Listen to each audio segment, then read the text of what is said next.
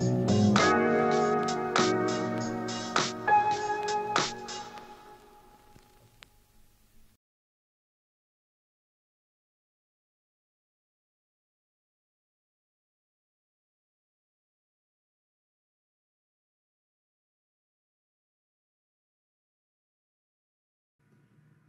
buenas tardes a todos los que se están conectando.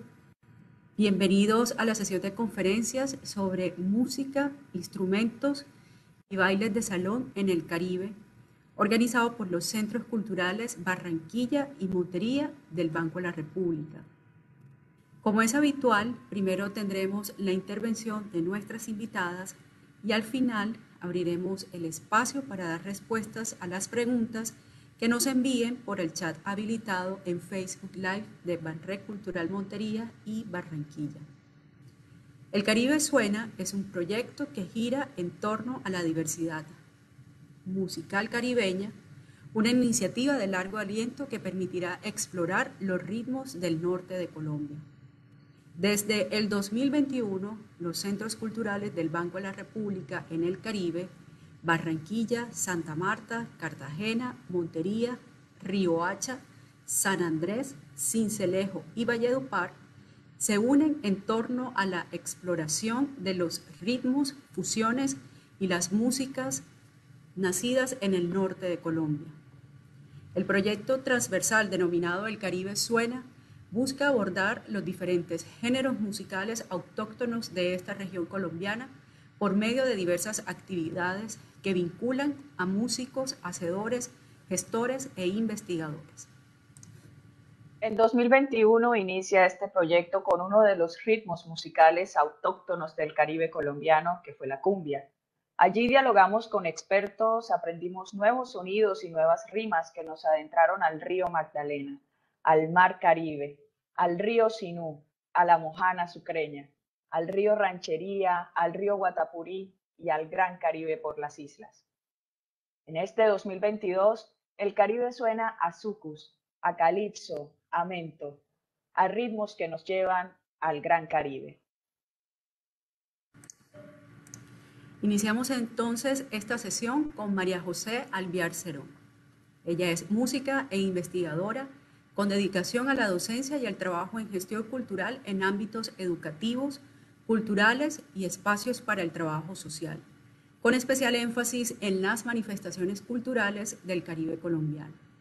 Es doctora en música en el área de etnomusicología de la Universidad Nacional Autónoma de México, donde se graduó con la tesis El porro de los pelaos, sujetos anfibios en la disputa intergeneracional de las bandas pelayeras, que hace un detallado análisis sobre el tránsito transgeneracional del porro hacia los jóvenes de las bandas del departamento de Córdoba.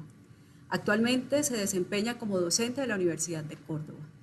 María José, bienvenida y muchísimas gracias por acompañarnos en esta tarde y adelante con su conferencia.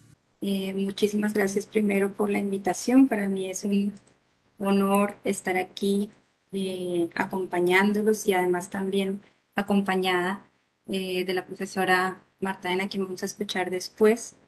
Y entonces, pues ya lo dijo Diana un poquito, pero yo termino de contarles que yo soy etnomusicóloga y digamos una de las cosas que me ha interesado trabajar pues es acerca de los instrumentos musicales en particular.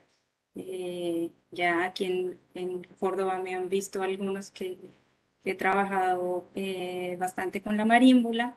Y en este esfuerzo entonces el área cultural del Banco de la República, de hablar un poco y de conectar un poco la música, las expresiones musicales de San Andrés, pues he preparado una conversación, más bien un espacio en el que yo quisiera que ustedes también conversen conmigo acerca de las formas en las que podemos encontrar conexiones y formas de diálogo también entre músicas del Caribe continental y músicas del Caribe insular de Colombia. Por eso entonces, digamos, de manera general estamos hablando de culturas afro, pero vamos a ir aterrizando a medida que avancemos en unos instrumentos musicales particulares de los que a mí me interesa hablar y sobre los que espero que podamos pues hacer algunas reflexiones. Entonces, bueno, como les decía, van a ser más o menos dos partes. Primero, la idea es que vamos a hacer un poco de reflexión y vamos a conceptualizar un poco acerca de la raza y de lo que se considera afro, digamos, porque me interesa partir, digamos, de una visión no esencialista, sino más bien bastante plural y diversa en la que podamos pensar qué puede significar esto de lo afro y cómo eso puede estar viéndose, podemos estar viéndolo hoy en día en el siglo XXI, ¿no? Y en la segunda parte entonces hablaremos detalladamente sobre estos dos instrumentos de los que les estoy comentando. Para empezar entonces, pues el Gran Caribe, a mí me parece sumamente interesante plantear al Caribe como un complejo cultural muy grande, ¿no? Nosotros, por supuesto, en Colombia, pues pensamos el Caribe como esta región que está limitando con el océano Atlántico, pero el Caribe, realmente el Gran Caribe es territorialmente muy extenso, muy complejo además.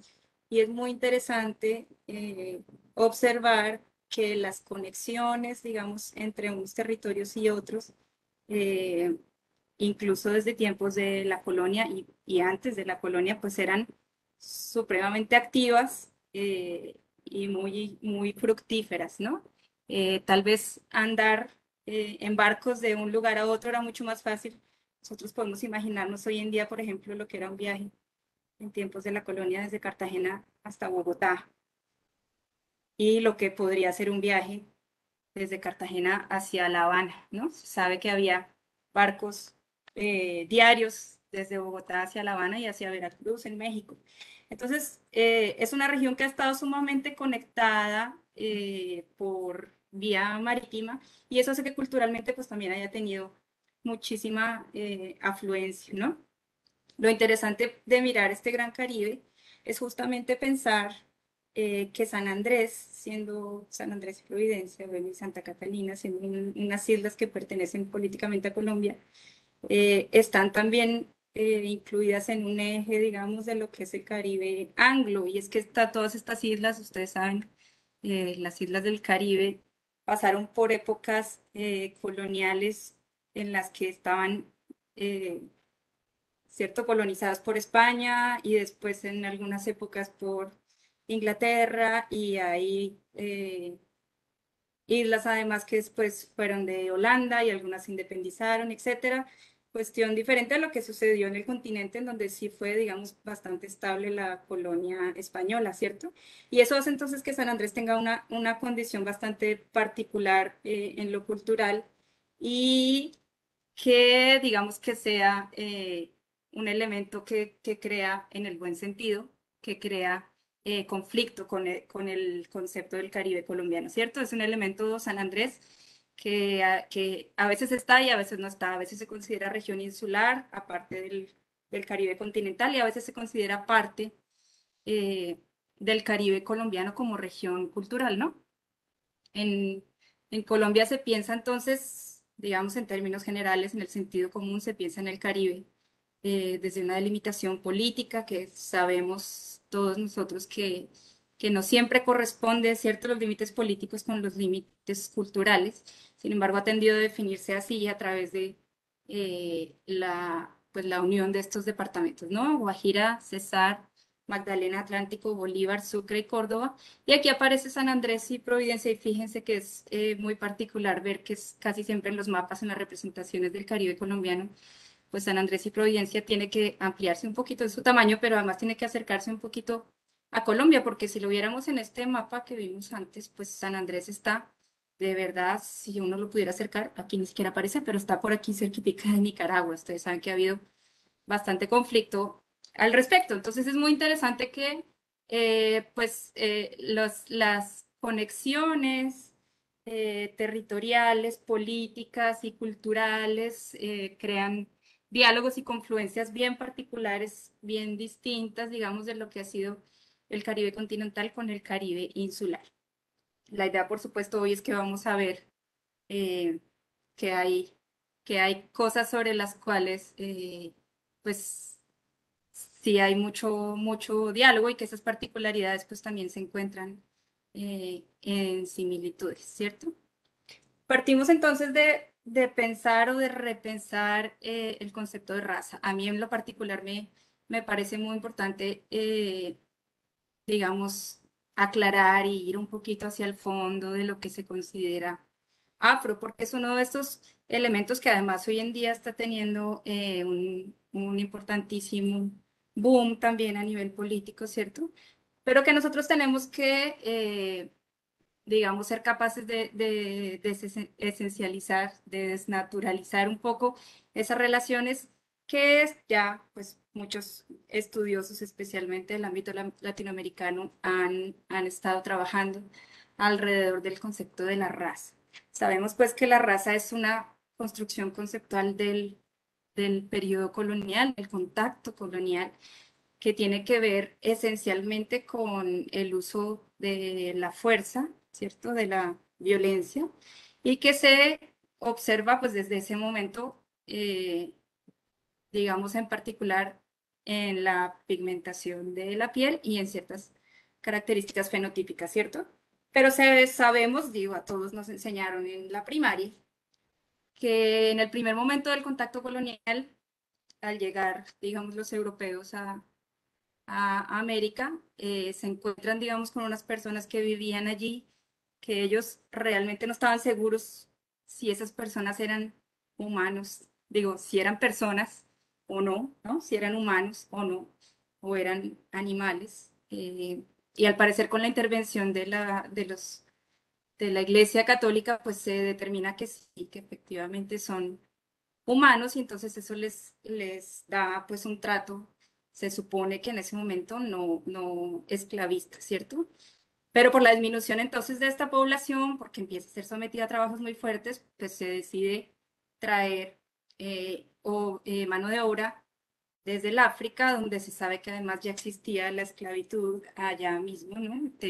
Entre unos grupos y otros, pero se decide entonces empezar el tráfico de personas que vienen hacia América de forma esclavizada y que llegan aquí en unas condiciones bastante particulares. Ya se sabe hoy en día que cuando ellos eran traídos a América, por ejemplo, una de las políticas muy importantes era que no podían quedar juntos dos o tres personas que vinieran de la misma región, es decir, que hablaran el mismo lenguaje, especialmente para que no se pudieran comunicar y no pudieran hacer eh, pues planes para hacer una revuelta, ¿no? Por supuesto, porque eran personas que venían traídas de regiones distintas del África. Si nos imaginamos nosotros, miren que digamos, en el imaginario colectivo, la gente en general piensa el África como una sola cosa, ¿no? Como si todos fueran lo mismo hoy en día. Ahora imaginémonos en el siglo XV, XVI. Eran grupos sociales muy distintos, de regiones distintas. Además, en cada periodo de la colonia fueron traídas personas de regiones diferentes. Total que a la llegada de estas personas que llegaron como esclavos a América, pues hubo ya de entrada una mezcla muy importante, ¿cierto? Entre personas que venían de distintos territorios del África. Además, a ellos se les quitaron, por supuesto, todos los elementos que pudieran traer, entre ellos los instrumentos musicales, ¿cierto?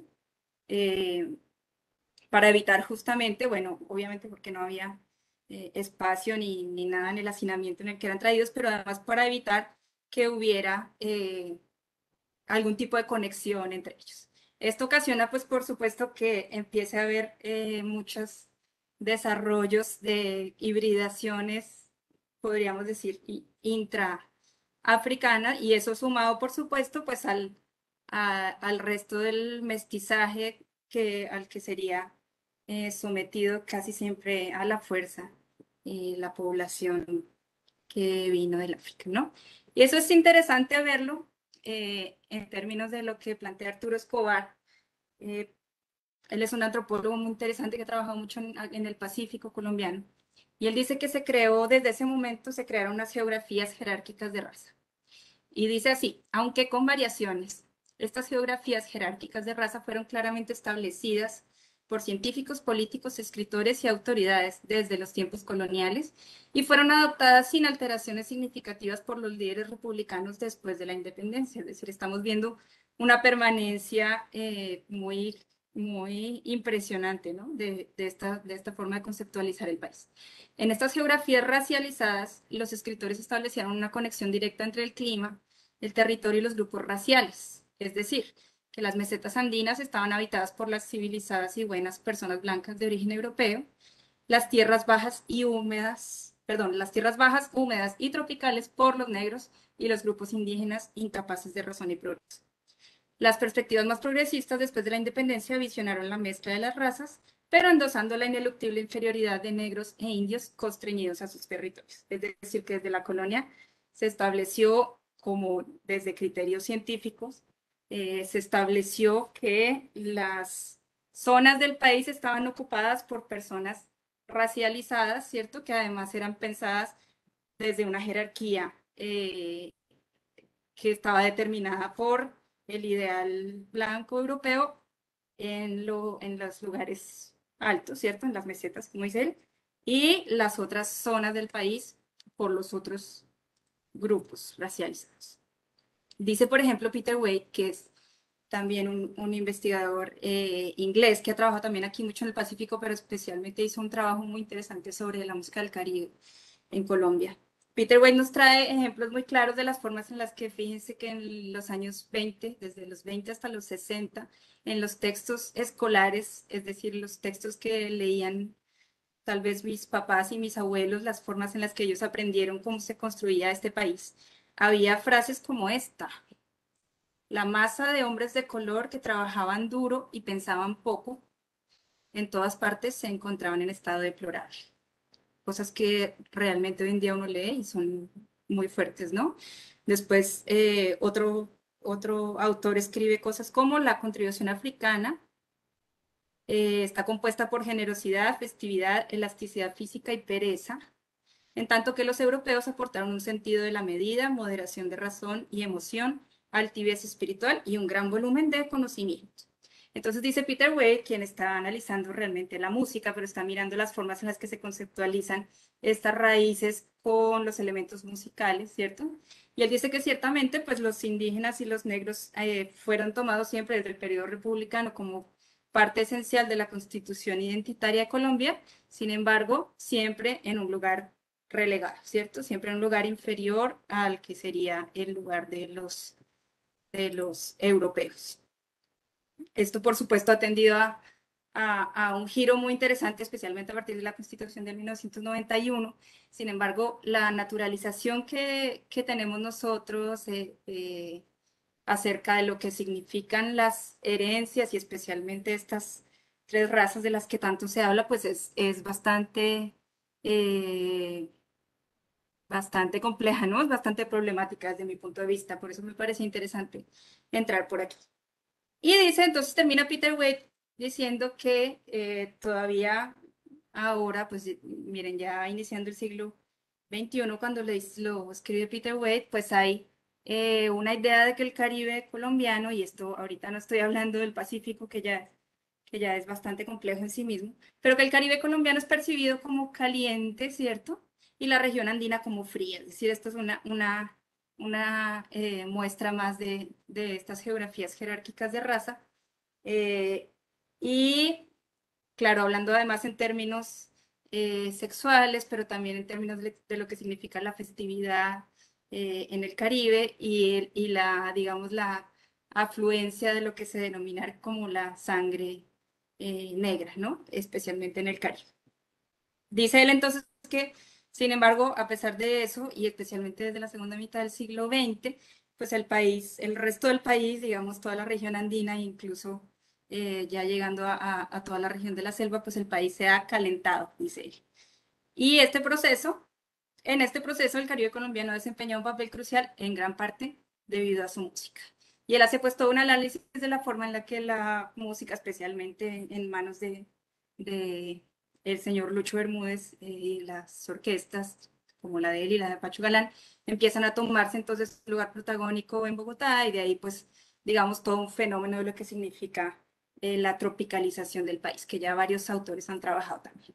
Entonces, bueno, digamos que desde esta perspectiva, que además está supremamente influenciada por el pensamiento folclorista muy determinante en Colombia en la segunda mitad del siglo XX, pues se habla de una manera muy general de Colombia como un país tri-híbrido. Se considera entonces que hay tres raíces, ¿cierto? Y que estas tres raíces aportan cada una ciertos elementos, como algunas de las cosas que ya les he leído. Eh, y esto, digamos, esta trihibridación es un asunto que se toma como sin cuestionar, ¿no? Sin pensarlo mucho, muy a profundidad. Es una forma conceptual que se usa para hablar de muchas músicas, especialmente en el Caribe, por ejemplo, sobre el porro, que es lo que más he trabajado yo aquí en Montería. Se habla sin discusión, ¿no? De que el ritmo del porro pues, es heredado de la raíz africana, de que los instrumentos musicales y la afinación son heredados del europeo y de que las melodías, especialmente porque fueron retomadas de melodías que venían de los grupos de gaita, etcétera, pues son el componente indígena, ¿no? Y esto conforma entonces un mito que se acerca mucho a lo que puede ser la identidad mestiza del Caribe, en el que cada una de las raíces aporta algo y se crea un elemento cultural nuevo y completo que representa, se supone, a toda la población, ¿sí? Este mito, pues por supuesto, para mí es bastante problemático. Es problemático por varias cosas, pero esencialmente porque, por un lado, pues esencializa cada una de esas raíces, ¿cierto? Es como si cada una de esos componentes solamente pudiera aportar ciertas cosas y no otras, ¿cierto? Por ejemplo, este imaginario de lo afro solamente vinculado a lo rítmico, a los tambores, ¿no? Solamente a las formas cíclicas, al carácter festivo, digamos, y desde esa perspectiva, digamos, se pierde un poco todas las otras formas musicales y características que podrían tener cosas, sonidos, ¿cierto? Derivados de allí. Incluso desde esta forma de pensar la trihibridación se puede pensar qué es y qué no es música, ¿cierto? Qué cosas de las que nosotros escuchamos se consideran y qué cosas no. Y lo otro que es problemático pues de esta conceptualización es que además deja por fuera pues otras influencias, otras culturas, otras formas musicales que han entrado a jugar allí y nos hace pensar además pues que cada una de estas raíces es homogénea, ¿no? Y esto, por ejemplo, nos hace olvidar lo que hablábamos al principio de las distintas formas culturales tan particulares que pudieron haber llegado desde el África hacia acá y las formas en las que desde ese entonces eso ha ido mutando y ha ido incorporando algunas otras cosas, ¿no? Entonces, quería empezar por aquí porque, digamos, observando la forma en la que normalmente conceptualizamos la hibridación en Colombia a partir de este asunto del mestizaje, nos tiene que resultar, digamos, de entrada sospechoso. Y la idea es que a partir de esto, pues podamos pensar nosotros musicalmente que la presencia de lo afro en el Caribe va mucho más allá de solamente los tambores, ¿no? Que es lo que, digamos, de primerazo todo el mundo se imagina. Y no estoy diciendo con esto que no, por supuesto que sí. Sino que podamos, digamos, un poquito traspasar esto y pensar entonces que cada una de estas raíces de las que hablamos, y no solamente de estas tres, sino de muchas otras influencias que pueden conformar lo que hoy en día conocemos como música del Caribe, que cada una de estas raíces pues es heterogénea y compleja en sí misma, ¿cierto? Y que además se ha ido desarrollando a través del tiempo y que las herramientas que tenemos en este momento para conocer esas músicas del pasado, especialmente estas músicas que han sido vinculadas a la tradición oral más que a la notación, pues son realmente limitadas, ¿cierto? Muchas de las cosas que nosotros quisiéramos saber de esas músicas de siglos atrás, es muy difícil saberlas y hay que tener mucho cuidado en las formas en las que uno piensa, por ejemplo, que las músicas del África que escuchamos hoy en día son las mismas que hace 5 siglos podrían haber sonado, y eso pues tal vez es muy apresurado decirlo, ¿cierto? La idea entonces es que podamos pensar de una manera un poquito más compleja y que podamos cuestionarnos los vínculos que hacemos entre ciertas características musicales y ciertos grupos racializados que son los que conforman esas herencias de las que hemos hablado.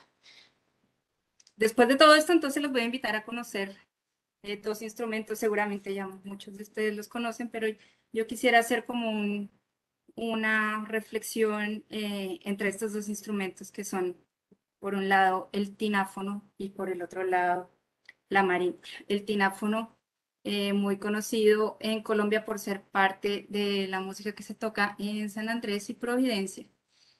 Y la marímbula como un instrumento que está más en el Caribe continental, ¿cierto? En la región del Urabá, en el departamento de Córdoba, incluso en Bolívar. Un instrumento que pertenece además a todo el Caribe, a todo el Gran Caribe, y que tienen pues los dos características muy, muy interesantes. Entonces, veamos. El primero es el tináfono. El tináfono se constituye de básicamente una tina de lavar, un recipiente metálico, casi siempre de zinc, que se le amarra una cuerda gruesa en el centro de la tina, se pone la tina boca abajo, se le amarra una cuerda y se tensa esa cuerda con una vara de madera. El instrumento funciona básicamente pues tensando la cuerda, entre más tensa está, digamos, tirando la vara hacia atrás, el sonido es más agudo, y soltando la tensión, el sonido es más grave. Con esto se logra pues hacer un sonido que puede variar en altura, ¿cierto? Dependiendo de cómo yo puedo poner mi mano con la que estoy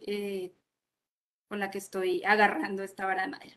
Con la otra mano entonces se toca la cuerda, así como si fuera, digamos, un contrabajo, ¿cierto?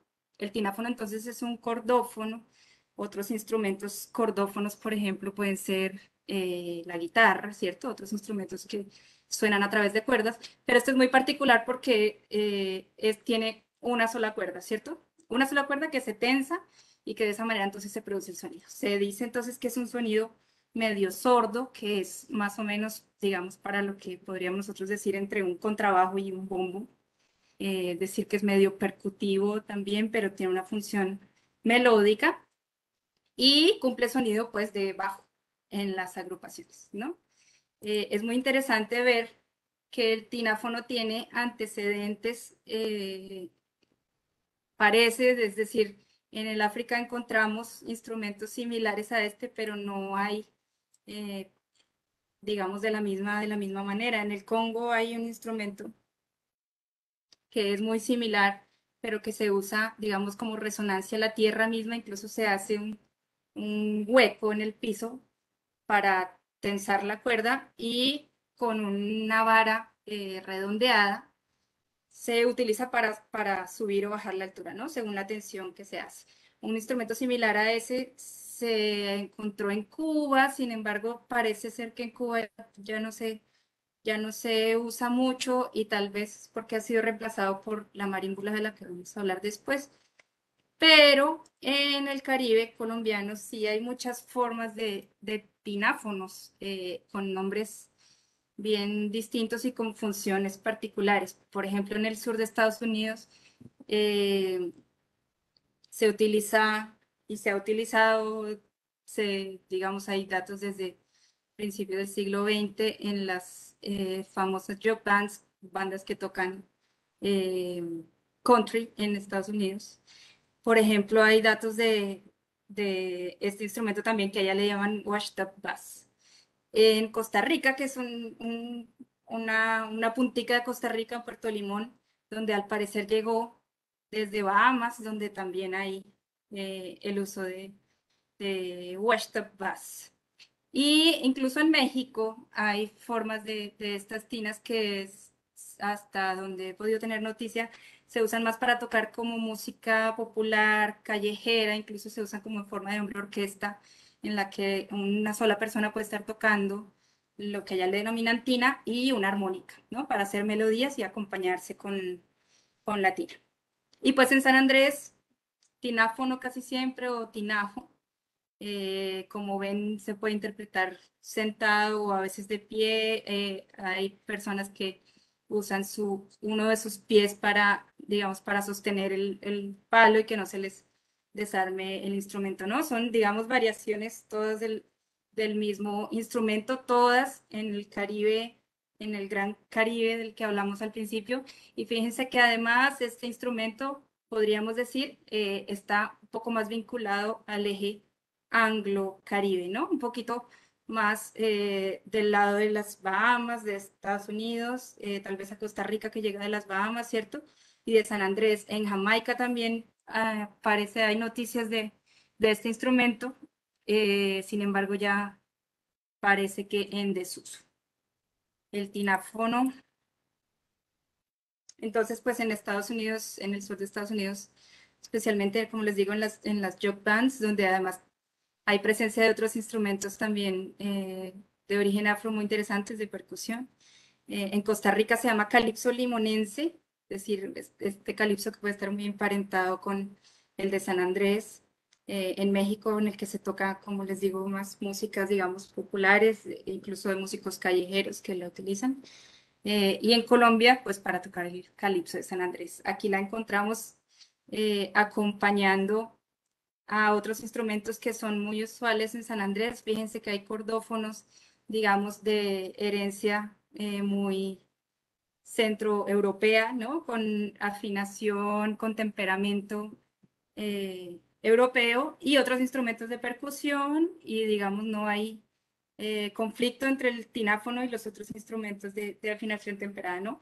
Aquí además hay una quijada de burro, que es otro instrumento también muy interesante que se toca en San Andrés, bueno, y que se toca también en otras regiones de la zona andina colombiana. Ese es por un lado el tino. Y por el otro entonces está la marímbula. La marímbula es un instrumento muy particular, muy interesante, que tiene presencia, como les decía, en la zona Caribe de Colombia, incluso desde el Urabá antioqueño, Córdoba y una parte de Bolívar. Tal vez el lugar, digamos, donde más se conoce en Colombia es Palenque de San Basilio, pero según hemos visto, pues en Córdoba, en el departamento de Córdoba, es un instrumento que está muy difundido y que tiene además muchas variaciones muy interesantes. La marímbula entonces se compone de una caja de madera, de un cajón de madera, que se le hacen unos orificios para que tenga resonancia. Tiene unas lengüetas de metal que producen sonidos según la superficie, digamos, la longitud de la superficie que queda expuesta entre unos puentes que están aquí en el centro y pues la parte superior, ¿no? Generalmente se toca sentado encima del instrumento y se interpreta con la parte que sale hacia arriba de los puentes. Entonces, ustedes se fijan, casi siempre las marímbolas están construidas de esta manera: el sonido más grave en el centro y los sonidos más agudos van disponiéndose hacia los dos lados de la marímbula, es decir, hay sonidos agudos hacia la derecha y sonidos agudos hacia la izquierda, y siempre lo más grave está en el centro.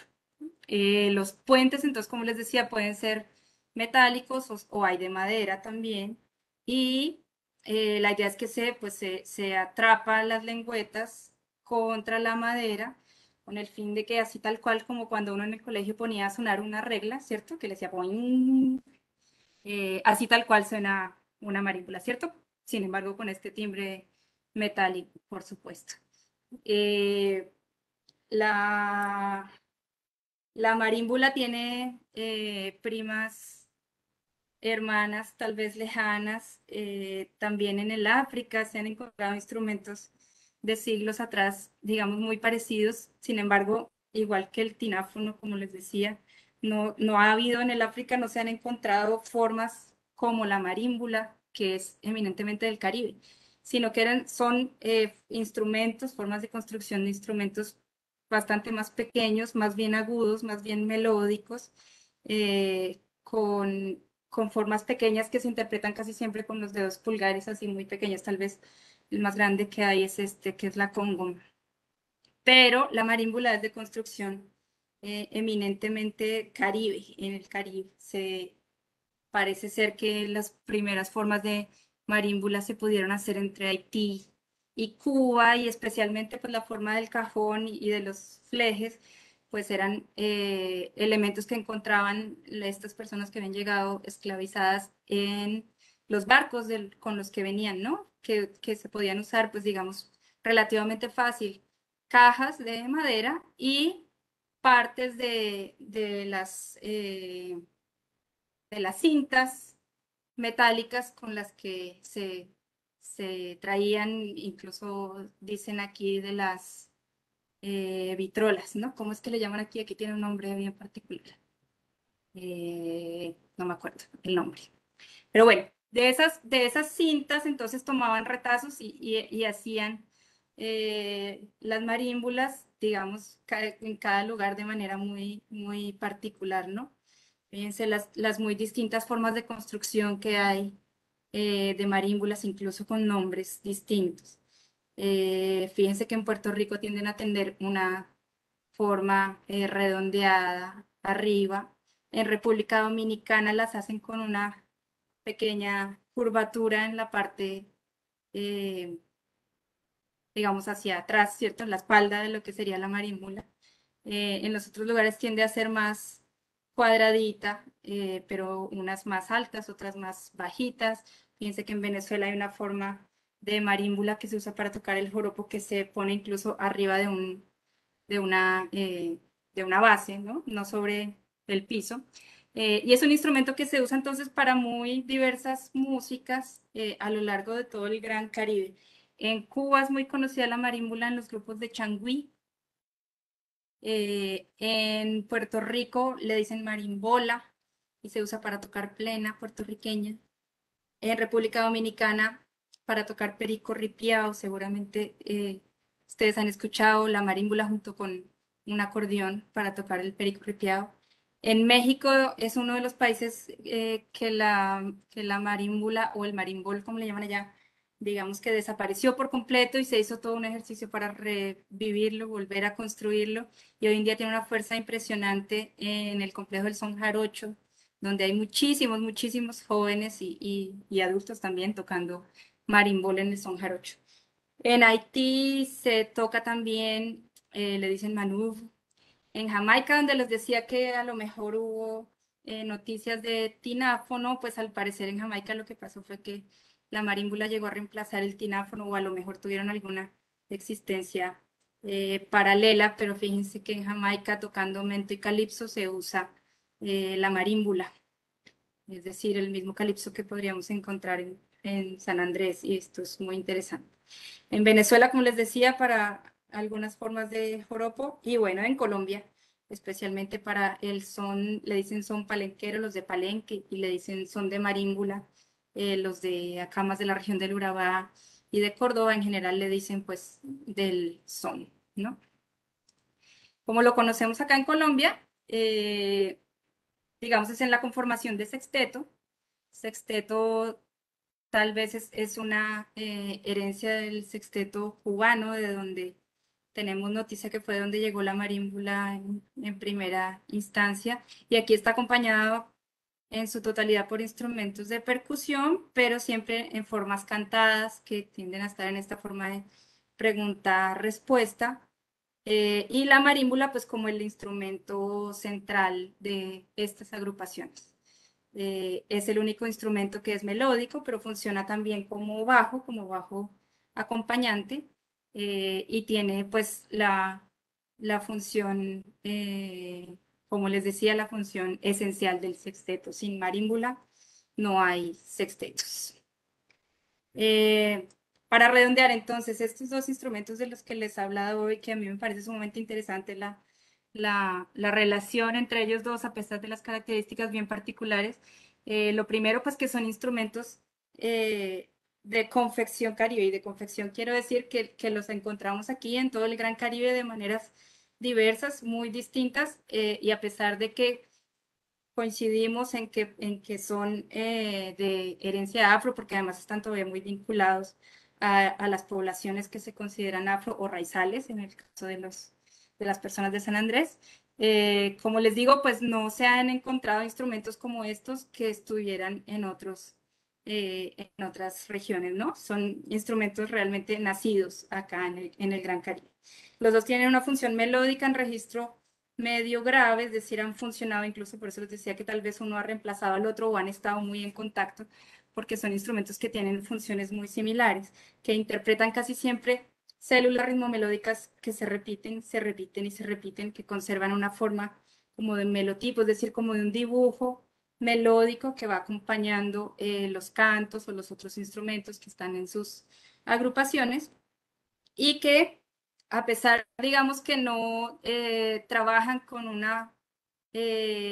un temperamento que pueda ser equiparable al que tienen otros instrumentos de confección centroeuropea, pues se combina con ellos sin mayor preocupación. Cuando ustedes tengan la oportunidad de escuchar estas agrupaciones con un tináfono o las que tienen una marímbula, se escucha de verdad muy, muy bello, a pesar de que, digamos, las lógicas de afinación son muy particulares. Incluso, pues, hay personas que hemos escuchado decir que las marímbulas son desafinadas, y realmente no es que son desafinadas, es que tienen lógicas de afinación muy distintas, ¿cierto? Que funcionan más bien, como les digo, con estos dibujos melódicos que están en función de acompañar a los otros instrumentos.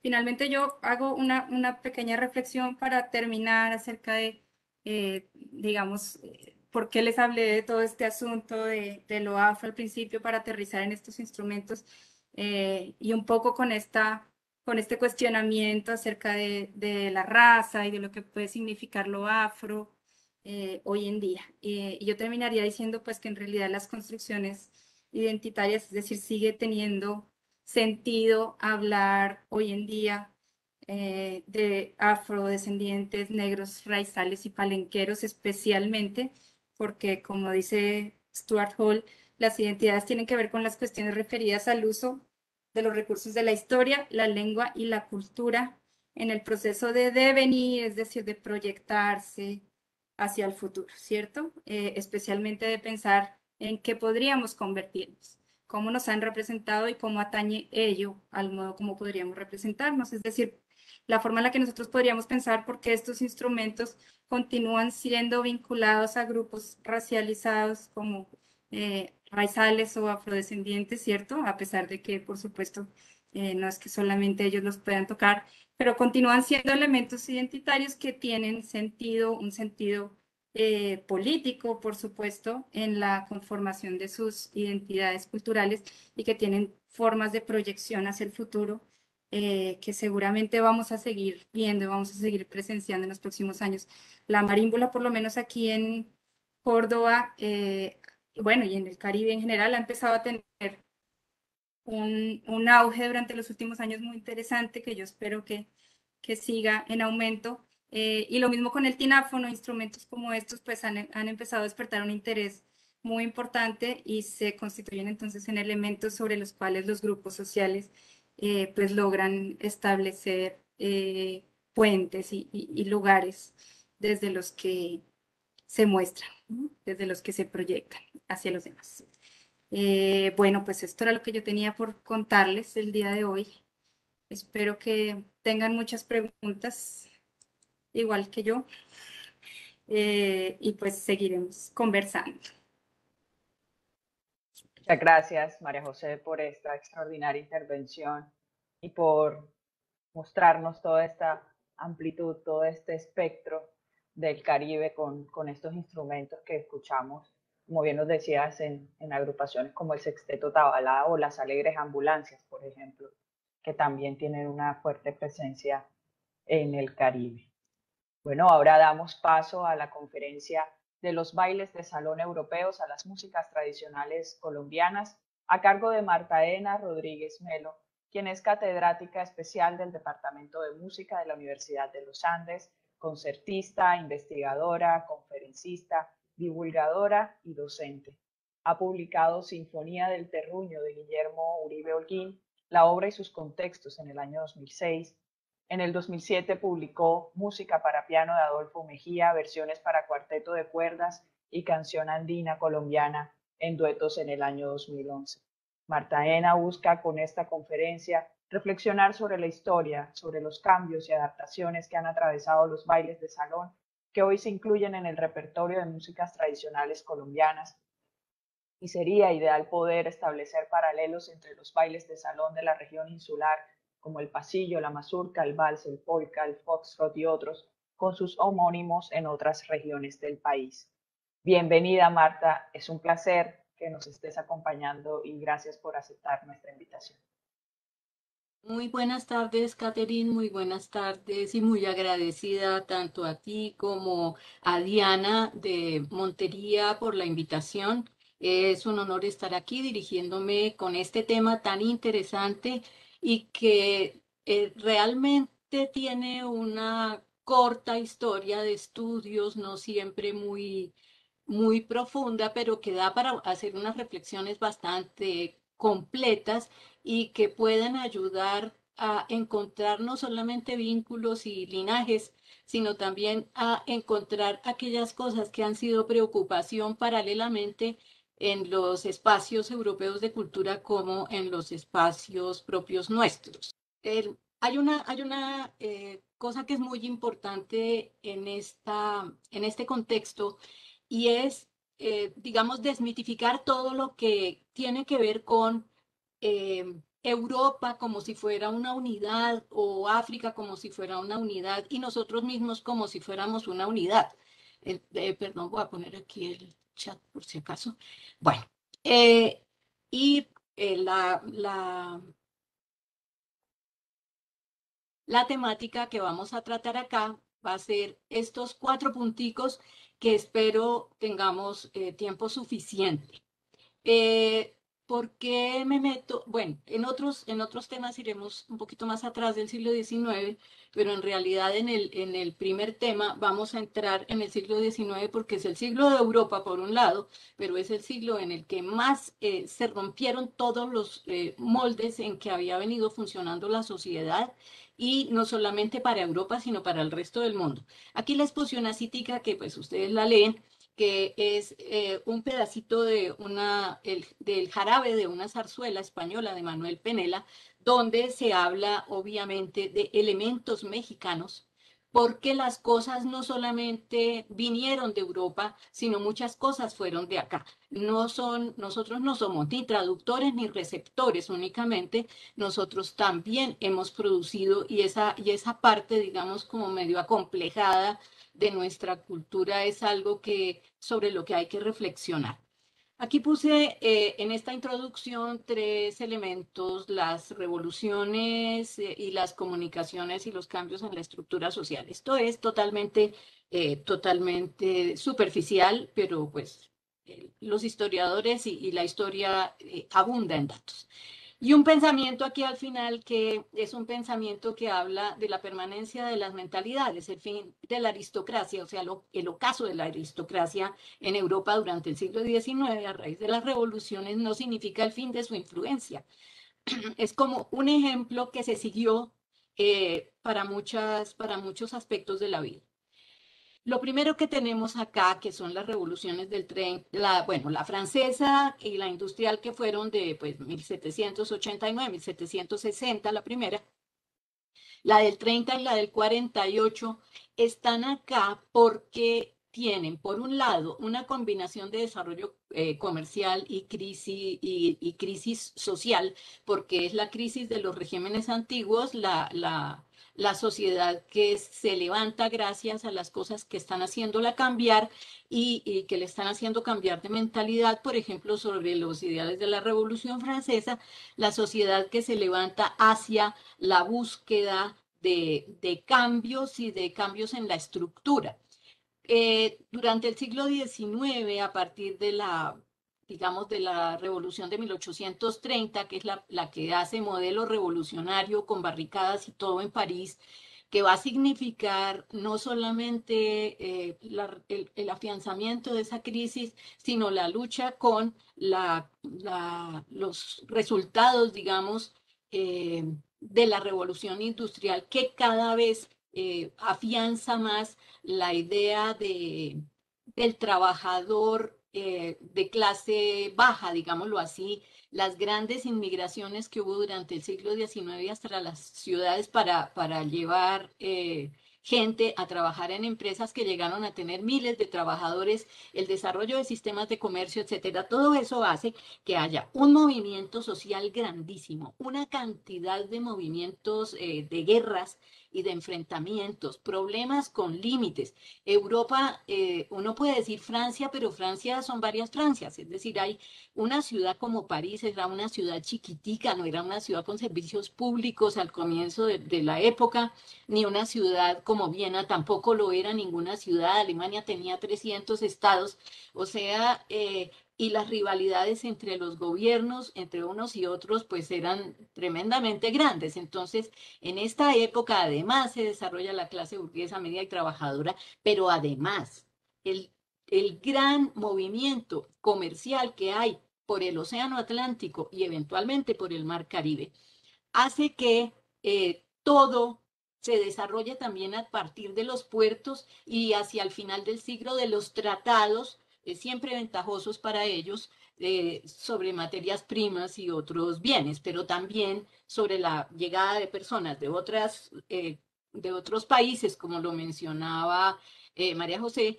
que vienen como asesores a fundar los bancos, a instalar las fábricas, etcétera, digamos, con su agenda oculta. En cuanto al tema de la estructura social, tenemos algo muy importante para lo que tiene que ver con nosotros, que son las danzas de salón. Por un lado, en Londres se desarrolla lo privado, el salón burgués. ¿Qué es el salón burgués? El salón burgués va a ser un sitio donde se reúne la gente, pero estos salones burgueses en Inglaterra son patrocinados por las damas, esposas de los industriales o de los dueños de minas, o, bueno, de los ricos.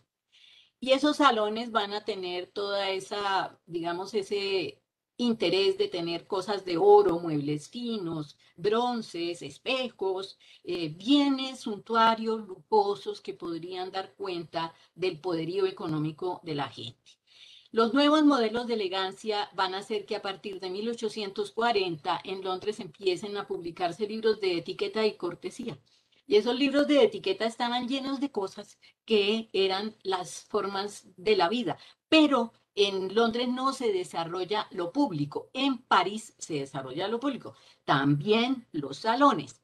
Pero en París, París se vuelca hacia la calle, ¿cierto?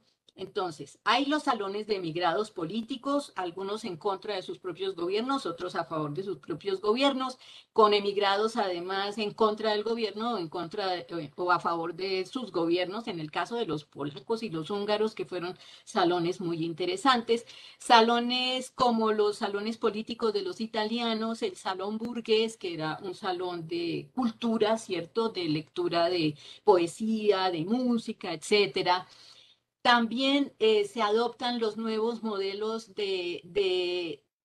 por ejemplo, de circular por la ciudad. Entonces va a haber los debates artísticos, las cortesanas, que eran las amantes de los hombres ricos, pero esa era una figura social importante. Las esposas no tenían nada que ver con eso, las esposas eran de la esfera privada y las cortesanas de la esfera pública. En ellas se gastaban ellos toda la plata.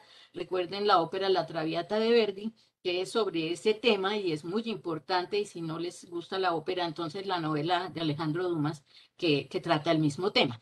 Se inventa París en esta época, la moda, las vitrinas, los grandes almacenes, los grandes restaurantes, surgen los chefs, los restaurantes son de lujo, la vida nocturna, los cabarets, los teatros. En ambas ciudades, Londres y París, se desarrolla el periodismo, pero el periodismo londinense es como de periódicos sobre reflexiones y no sé qué, y los periódicos franceses, aunque tengan sus reflexiones y tal, son financiados básicamente con publicidad. Entonces, gentes de todos esos lados vinieron para acá. Gentes de todos esos lados establecieron, ayudaron a establecer linajes y tradiciones de formas de vida. Vamos a ver ahora las danzas de salón y otras prácticas extendidas. cuáles eran las tradiciones europeas y por otro lado los géneros y variantes que nos importan. Aquí les copié algo maravilloso que ustedes lo pueden leer del libro El estuche de Jerónimo Argáez Lozano. Este es un libro publicado en el 78, en esa época estamos en Estados Unidos de Colombia, no es República de Colombia ni nada por el estilo. Y aquí se habla de un error que alguien tuvo al decir cómo se bailaban los lanceros. Los lanceros es una de las formas que ya vamos a ver de contradanza, pero este libro, por ejemplo, El estuche, fue uno de los muchos libros que existieron por América, que circularon por América, que tenían como recopilaciones de cosas que debían ser tenidas en cuenta para poder vivir. Otra cosa que se desarrolló en esta época en Europa fue la edición de manuales de urbanidad, que le decían a la gente cómo vivir en una ciudad, o sea, a quién se le da el paso en una calle, cómo se usa, quién tiene precedencia al subir a un transporte público, todas esas cosas que se supone que le daban un toque civilizado y un toque de corrección a la vida urbana. Bueno. Entonces, en las tradiciones europeas de danza, tengo angustia con lo del tiempo. En las tradiciones europeas de danza tenemos desde muy antiguo una concepción absolutamente clara que es la necesidad de la danza. La necesidad de la danza porque la danza mantiene el cuerpo saludable, hermoso, lo hace más hermoso, corrige posturas, corrige formas de caminar, enseña elegancia y enseña ademanes como los saludos, las reverencias, las reglas del movimiento y la conducta social. Entonces tenemos que en Europa desde muy atrás hubo manuales de danza y profesores de danza porque por lo menos en la vida de las cortes, de las miles de cortes que existieron, la danza era fundamental. Hay una cosa que para nosotros puede sonar un poco rara y es que la danza estaba asociada con la vida de los soldados, con la vida militar. Los militares que representaban, digamos, una capa muy importante de la sociedad tenían que tener una formación en danza bastante buena. Entonces, la secuencia histórica de la danza que les puse acá, que es una cosa muy sintética, habla de unas prácticas que tienen que ver, que se convierten un poco como en clichés, ¿cierto? Bueno, en la época del siglo XVI hay dos danzas principales que son la pavana y la gallarda, pero eso no quiere decir absolutamente nada. Hay otras, las voltas, hay miles de danzas, pero lo que importa hasta cuando llegamos al siglo XVIII más o menos es que estas danzas son danzas colectivas, son danzas que se hacen en los salones con unos diseños, digamos, diseños de circulación en los salones, los ochos, las vueltas, las filas, los círculos, las espirales, un montón de cosas. Bien. Se diferenciaban unas de otras en que unas eran altas y otras eran bajas, y las danzas altas eran cuando la gente saltaba más o menos, y las bajas cuando permanecía con los pies en el suelo, los pasos eran con los pies en el suelo. Ahora, para muchas cortes siguió funcionando que la danza baja era como preferida, la pavana por su elegancia, era una marcha en el fondo, ¿cierto? Bien, luego en el 17 el gran minué. Nosotros no tuvimos posiblemente pavanas en nuestra historia, pero minué sí tuvimos. Entonces, el minué se llama gran porque, bueno, y aquí hubo dos tipos de minué, pero el minué grande fue porque se lo inventó don Luis XIV y las figuras que se tenían que hacer en el salón eran dificilísimas. Figuras de coreografía, más los movimientos, más las venias, más los saludos, más los sombreros, más las vueltas, más las medias vueltas, más los cruces de los grupos. Esas cosas se estudiaban porque esas cosas, además, es como cuando alguien que sabe comer con cubiertos, come con alguien que no sabe coger los cubiertos, inmediatamente nota que no lo sabe, ¿sí? Y prácticamente que puede establecer como un nivel educativo, esta persona no ha tenido educación en este sentido, o si ha tenido educación en este sentido. Esto servía para diferenciar. Siempre las clases altas, la aristocracia, la nobleza, buscó la manera de diferenciar y por supuesto las élites locales en América también. Cuando entramos a la contradanza, entramos al siglo del corte, al siglo de la transición, porque durante el siglo XVIII es que se produce a finales las dos grandes revoluciones industrial y francesa, y donde ya va a entrar un poquito el símbolo político de la revolución, por eso la contradanza es tan importante históricamente, porque la contradanza va a ser, digamos, como el momento de quiebre entre la danza colectiva y las figuras por parejas. De alguna manera, bueno, la contradanza que vamos, ojalá la veamos un poquito más en detalle, es absolutamente maravillosa y muy variada. Y ya en el siglo XIX, a pesar de que se mantienen algunas danzas en las cortes europeas o en los salones europeos con características de danzas colectivas, de todas maneras en la mayoría hay una pareja que se abraza. De alguna forma, tal y como lo prevé la historia, como lo ve en el desarrollo de los resultados de las revoluciones, el ascenso de la burguesía, por ejemplo, como una clase social importantísima, el establecimiento de clases como la clase media y la clase baja y la clase obrera, que también se llamará así, se va creando, a pesar de que hay una especie como de voluntad mundial de la democracia y todo eso, se va creando un sentimiento de individualismo y cada vez el baile es más individualista. El vals va a ser el último, los primeros valses, primeros no, no digamos eso, eso es completamente mentira. Los valses de salón, que van a ser sustituidos por montones de valses en miles de espacios, esos valses de salón tenían una coreografía que era como circular alrededor de un espacio grande, que era el salón, y circular, dar giros alrededor de sí mismos, ¿sí? Que era el giro de la pareja.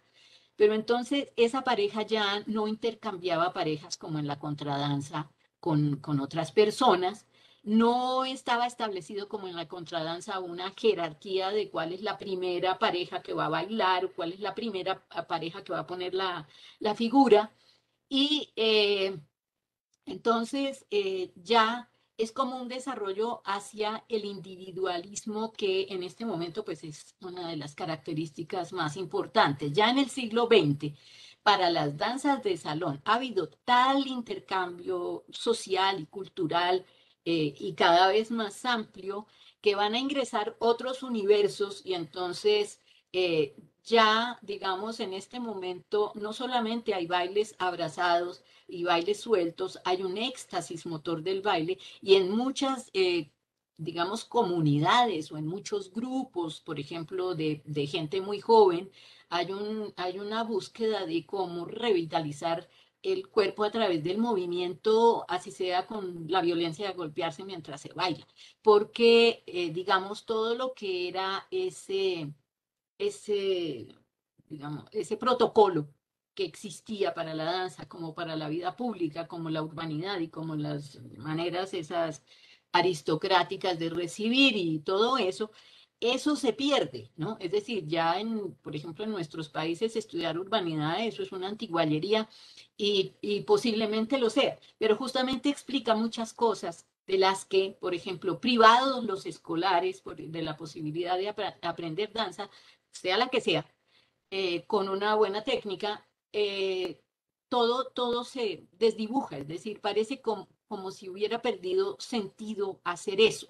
Y sin embargo, a partir del siglo XX, cuando se empiezan a hacer los estudios de lo que se llama el esfuerzo forma, se va viendo que en las danzas no únicamente hay unos tipos de gestos que pueden ser muy detallados, gestos que en otro grupo social son menos detallados, pero simplemente también que las danzas van adquiriendo la gestualidad del habla de la comunidad en la cual se practican. No son solamente movimientos del cuerpo, están los movimientos de las manos, del habla, las miradas, que pertenecen al habla de la propia lengua, ¿no? De la propia lengua donde se hace la danza. Eso es muy importante porque tiene que ver con todos los estudios de comunicación no verbal que pueden explicar, digamos, distintas maneras de funcionar. Por ejemplo, Se ha visto que, por ejemplo, hay culturas en las cuales el torso es un torso que permanece recto, tanto en la postura diaria como en la postura del baile. Y hay culturas que, aunque bailen el mismo género, tienen partida, digamos, el cuerpo articulado de distinta manera, entonces hay una independencia de la cintura, de las caderas, etcétera, y todo eso es parte de la adaptación y la adopción y de la forma como se puede establecer una apropiación del evento dancístico del que se trate. Bien, aquí les puse los géneros y variantes de las danzas europeas que llegaron por aquí. Y estas son las europeas. Entonces, primero que todo, el mito de la danza nacional. La danza nacional no existe en ninguna parte. La danza nacional es una convención. Así como de una vez les anuncio, todas las tradiciones son inventadas, todos los símbolos también lo son. Son inventados porque las danzas nacionales no existen. Si ustedes miran todo lo que es el mapa de Europa, como cambió durante el siglo XIX y como sigue cambiando durante el siglo XX, hay voluntad, digamos, en el 19 surgen las naciones como estados-nación, o sea, con sus constituciones, su institucionalidad cultural y política, con sus parlamentos, sus nuevas formas de gobierno, lo que sea, y para mostrar algo, pues entonces, para mostrar símbolos, entonces hay una bandera o un himno que puede ser tomado de otro lado, hay una danza nacional, hay una música nacional. Todo eso, y si ustedes lo piensan desde acá, que fue decidido desde Bogotá, porque aquí fundamentalmente, salvo la época de Estados Unidos, de Colombia, todo fue el centro y la periferia. Entonces, pues decir que el bambuco es danza nacional, pues es como muy simpático porque de todas maneras nadie baila eso, ni siquiera en la época que se establece eso como danza nacional. Entonces, lo mismo pasa en otros lados. Todas las danzas se encuentran mezcladas, transformadas en formas particulares, apenas llegan a una parte, la danza no se mantiene tal como es, puede ser dentro del mismo continente, puede ser atravesando el Atlántico para llegar a nuestro continente. Otro mito que es interesante es que hay danzas que vienen, digamos, como de las cortes. Las danzas todas tienen origen popular. Todas tienen origen popular. Origen popular quiere decir no necesariamente campesino, rural, esas cosas son muy lindas, pero esas categorías no las podemos usar a la ligera. Entonces, tienen origen popular, es que tienen origen en un grupo grande de personas, ¿cierto? De pronto son danzas que empiezan a usarse en un carnaval, que empiezan a usarse en una fiesta religiosa donde hay desfiles, donde hay comparsas, lo que sea. Esas danzas que van surgiendo popularmente se estilizan para llegar a las cortes y luego de las cortes o de los salones, digamos, o de las salas de élite en el caso nuestro, se vulgarizan otra vez para volver a su... Es como una especie de arco de pertenencia que se cumple con prácticamente todas las danzas. Las danzas popularizadas del siglo XIX, y son popularizadas porque son las que vienen, las que están en los salones, las que tocan, por ejemplo, las bandas militares, allá y acá, son estas, digamos. Minué y Gavota son del siglo XVIII, lo siento, pero tocaba meterlas ahí. La contradanza, voy a mencionar un poquito la contradanza. La contradanza viene siendo, ¿por qué es importante la contradanza? Porque tuvo éxito en Francia. Bueno, primero el origen es inglés, ¿cierto? Y es un baile que todo el mundo tiene que hacer los mismos gestos y los mismos movimientos al mismo tiempo, así haya mucha gente en el salón. El éxito total se alcanzó en 1789 en París y ese éxito está paralelo a la Revolución Francesa. Cuando hay la independencia de Haití, por ejemplo, que salen todos esos europeos a vueltas por todos lados, los que estaban viviendo allí, esa gente trae la contradanza a muchos otros lugares, ¿no? Entra a otros países del continente americano a partir de esos. Y de todas maneras, por ejemplo, el hecho de que la contradanza haya sido utilizada, por ejemplo, como música militar, le da un cierto toque de música nacional, pero del nacionalismo cosmopolita, o sea, del nacionalismo que todos somos hermanos, la fraternidad, la libertad y para todos. Y pues también en el siglo XIX, cuando ya al puro final, digamos que ya hay una clase obrera más o menos, y ya hay Marx, y ya hay Lenin, y ya hay ellos, entonces también los ideales de las organizaciones obreras comunistas que, bueno, que van a dar lugar a desarrollos durante el siglo XX. La contradanza, entonces, en los bailes se hacía después del minueto, se bailaba primero minueto, después la contradanza. Las contradanzas son danzas de figuras. Entonces, por ejemplo, en la época de la Revolución Francesa y posterior en París, les voy a leer títulos de algunas figuras. Se llaman la celosa, la provenzal, la diablesa, la veneciana. Los derechos del hombre era una de las figuras, y eso fue importantísimo en la Revolución Francesa. La Robespierre, por ejemplo, que fue el del terror después de la Revolución Francesa. Entonces, ¿qué quiere decir figuras? Que se crean coreografías, una especie como de representación teatral por parte de la gente. Por eso había que estudiar las danzas. Bien. Cuando tenemos el cotillón es una forma de contradanza que se hizo en el siglo XVIII, a partir del siglo XVIII fue muy popular, se llamaba cotillón, después el cotillón, es decir, asociado a la contradanza, porque tenía, tenía más o menos unas características que podían variar. Por ejemplo, se podía hacer sobre el ritmo de vals, la contradanza es binaria, el vals es ternario, ¿sí? Y tenía muchos tipos de vueltas y juegos de prendas. El cotillón se consideró un poquito, digamos, eh, no se bailaba demasiado en los salones muy, ¿cómo les diría? Como muy reprimido, muy donde la gente no se expresaba tanto, porque era un poquito porno. Al final del cotillón muchas veces se hacían juegos de prendas, entonces el que perdía pues iba perdiendo prendas también. Entonces ese fue más bien un baile que fue en Europa, fue más bien como una especie de articulación entre la contradanza más elegante y otras formas de danza. En otros grupos. La cuadrilla es otra forma de la contradanza de la época de la Restauración del 1825, o sea, antes de la Revolución del 30, es un ballet que hace figuras a partir de 5 contradanzas. Entonces, pero como había tantísimas contradanzas, entonces escogían unas para que fueran fijo esas. Entonces, por ejemplo, uno de los cotillones más famosos en París tenía las contradanzas: pantalón, verano, gallina, pastorela y panadería. Las coreografías de la cuadrilla hubo francesas y americanas. Aquí se bailó mucho la cuadrilla, ¿cierto? Y con pasos como la americana, el paseo, los molinetes, el caballito de palo, la canasta, porque ya las baila todo el mundo, los de arriba y los de la mitad y los de abajo, metidas en el teatro, la ópera, el ballet, los sainetes, las zarzuelas, en los a veces para, bueno, por lo menos la cuadrilla no creo, ni el cotillón, pero por lo menos la contradanza sí. Y en otras formas de espectáculo, tanto allá como aquí.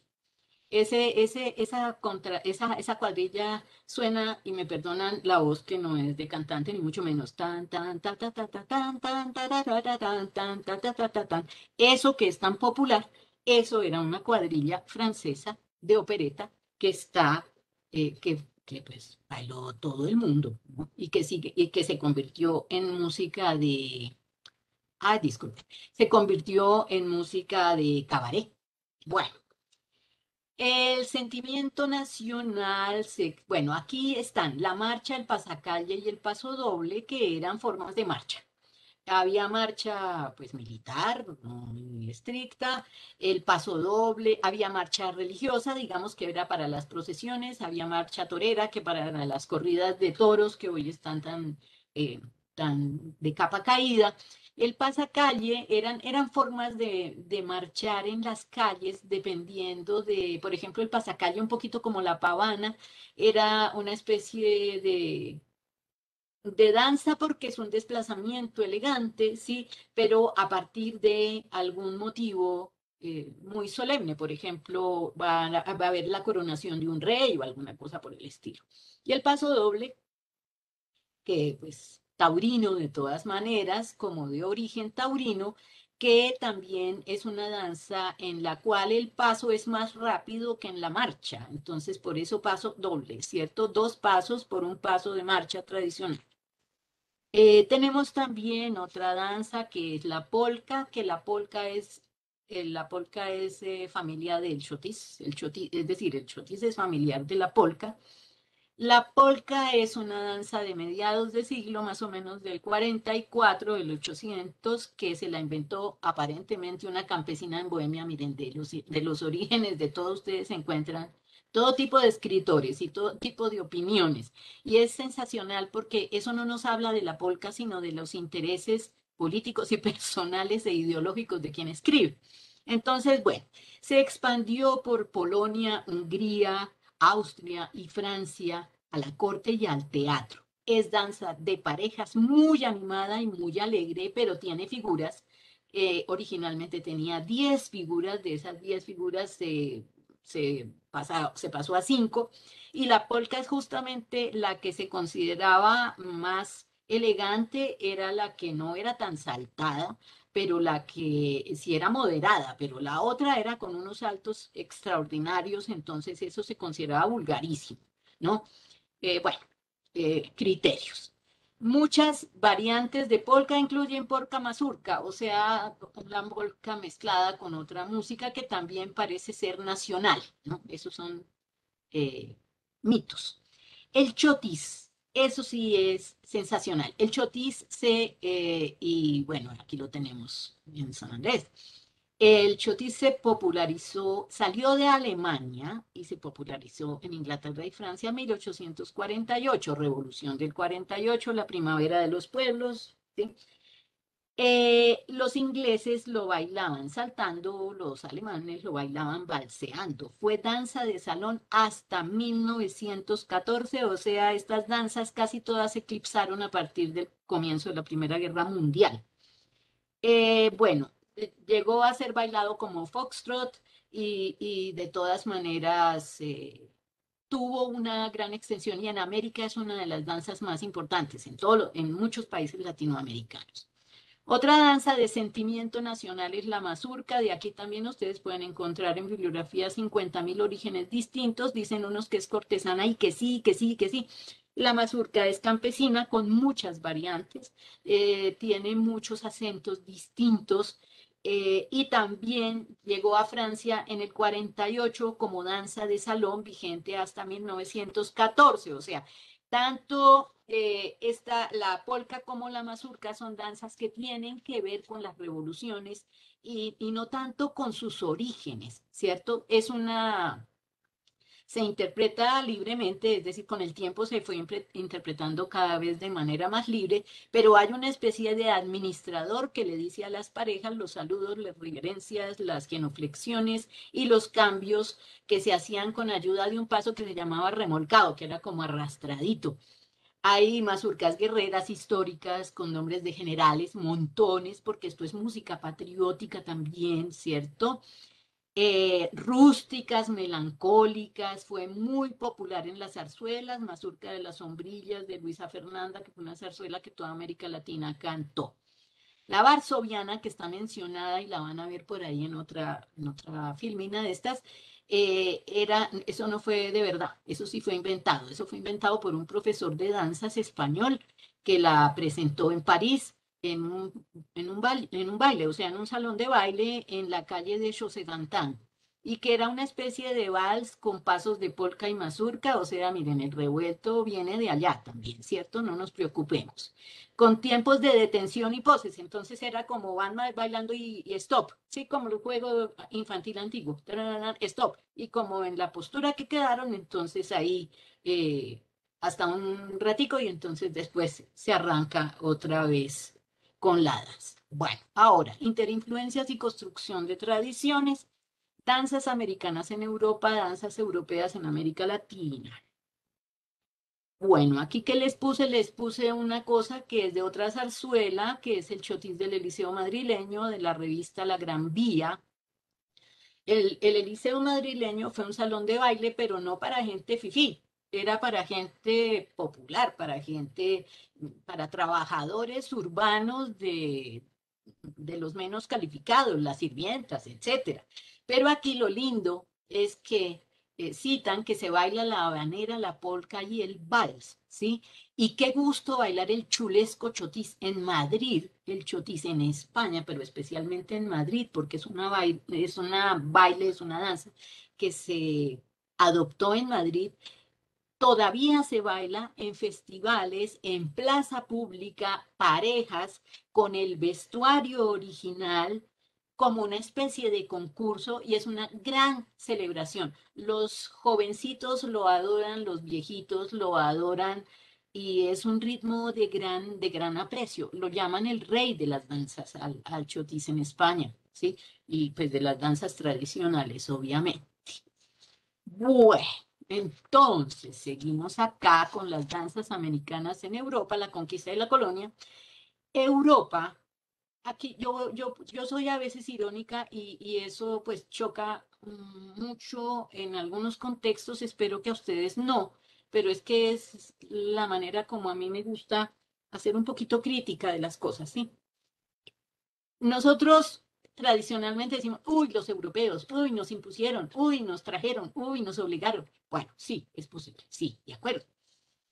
Pero el interés en Europa no fue únicamente de parte de los, digamos, expedicionarios y de las cortes siempre empobrecidas y siempre derrochadoras y siempre corruptas, de mandarnos nuestros ejemplares de corrupción y de todo aquí a gobernar y a expoliar, sino que también se creó una especie de mito sobre América que era la del paraíso terrenal. Es una cosa linda todo eso, porque a propósito de algo que decía María José, por ejemplo, en Europa existen libros de animales encontrados en América, de personas encontradas en América, y se encontraron, por ejemplo, personas con cabeza de perro, personas con la cara en el pecho, que eran cosas que venían desde el siglo, es decir, desde la Edad Media, no quiero decir siglo, desde libros como el de Pierre de Allí, que hablaban de monstruos parecidos a los monstruos que están en las tallas de las catedrales góticas. Entonces, pero no solamente eso, la gente, de pronto, la gente de la cultura, los músicos, etcétera, se interesaron en esa cosa primitiva, popular, salvaje, mestiza, indiana, ¿cierto? El indiano, de hecho, era el español que volvía a España riquísimo, se le decía indiano, porque había estado aquí entre esos climas mefíticos, cambiando, cambiando algo. Bueno, y pues todo lo que había acá, a la fuerza, mestizado o no. Entonces, aquí les puse simplemente 3 ejemplos para que las podamos tener en cuenta. El de Henry Purcell, que es un compositor inglés de mascaradas.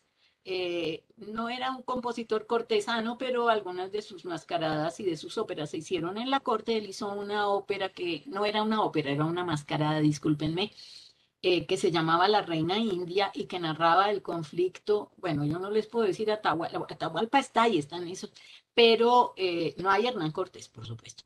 Pero era una guerra que había larvada por el amor de una princesa, naturalmente india, entre el reino de los incas y el reino de los aztecas, que estaban pegados, o sea, compartían frontera. Entonces eso es lindo, es porque nos muestra, por un lado, la inexistencia de información para la mayoría de la gente y la posibilidad de inventarse más inventos a partir de los inventos que ya habían llegado, informados de las cosas que existían por acá. Jean-Philippe Rameau, bastante tiempo después, digamos, escribe una ópera con 4 óperas que se llama Las Indias Galantes. 2 de esas óperas, una es en el Perú, con los incas del Perú, y otra es como en las Guayanas, ¿no? Entonces, una es con la pipa de la paz y la otra con la adoración al sol y el oro.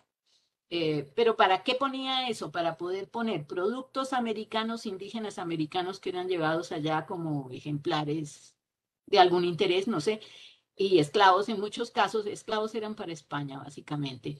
Pero todos esos exotismos se podían poner en estas obras de teatro. Entonces es lo chévere.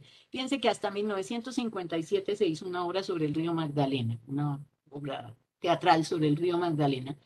Y hay otra que es americana, fue europea, y la americana y la europea se basan en cárteles. Cárteles es un nombre que se usa desde el siglo XIX para asociaciones de comerciantes, y esos cárteles eran cárteles de Esmeralda, los de esas óperas, los de esas obras teatrales.